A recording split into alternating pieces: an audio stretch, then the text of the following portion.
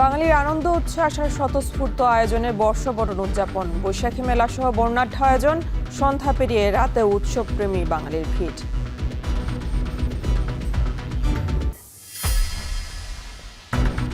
বাংলাদেশের ভঙ্গুর অর্থনীতিকে দাঁড় করাতে পাশে থাকার আশ্বাস বিশ্বব্যাংক প্রধানের। ওয়াশিংটনে 10 বছর পর সংস্থাটির সঙ্গে অর্থমন্ত্রীর একক বৈঠক।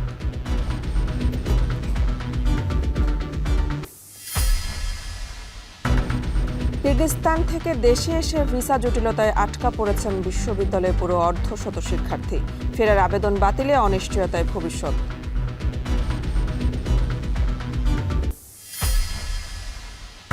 ভারতীয় নিষেধাজ্ঞায় স্থবির আখাউড়া স্থলবন্দর, আয় বাড়াতে দ্রুত প্রত্যাহারের দাবি।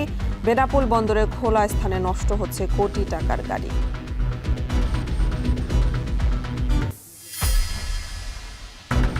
জনবল শয্যা সংকটে সিলেট ওসমানী মেডিকেল কলেজ হাসপাতাল, অতিরিক্ত রোগীর চাপে হিমশিম চিকিৎসকদের, দ্রুত কার্যকর পদক্ষেপের দাবি।